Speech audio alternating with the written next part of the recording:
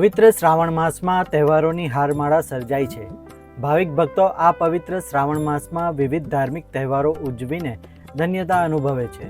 શીતળા સાતમનો તહેવાર ગુજરાતમાં અત્યંત ભાવથી મનાવવામાં આવે છે। લોક માન્યતાઓ પ્રમાણે આ તહેવારનું મહત્વ પણ અનેરું છે, જેમાં સૌભાગ્યવતી સ્ત્રી શીતળા માતાનું વ્રત રાખીને ખાસ પૂજા અર્ચના કરે છે।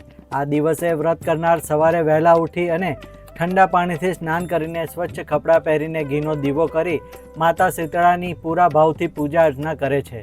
સાથે જ ઠંડુ ભોજન આરોગી સમગ્ર વર્ષ દરમિયાન પરિવારને સ્વસ્થ રાખવાની કામના કરે છે। અંકલેશ્વરના ભડકોદરા ખાતે આવેલ રામજી મંદિર અને મહાદેવ મંદિરે મહિલાઓએ શીતળા માતાનું પૂજન અર્ચન કર્યું હતું।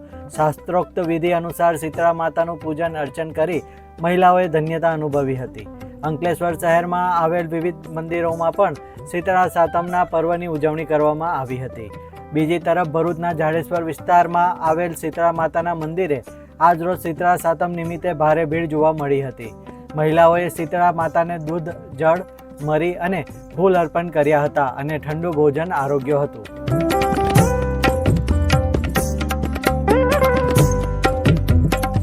દર વર્ષે અમે આ મંદિરે દર્શન કરવા આવીએ છીએ।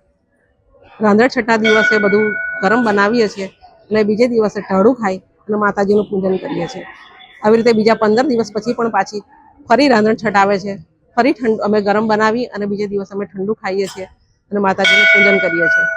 અને શીતળા માતાને અમારી પર સર્વે બહેનો પર કૃપા કરે, કારણ કે અમે મા અન્નપૂર્ણા છે માતાજી, અને માતાજી બધી બહેનોને ને બાળકોને નિરોગી રાખે, સર્વ પ્રકારે સુખી રાખે, ઢાઢા શીરા રાખે માતાજી। બસ એ જ ભાવના છે અમારી કે માતાજી અમારી પર કૃપા કરે।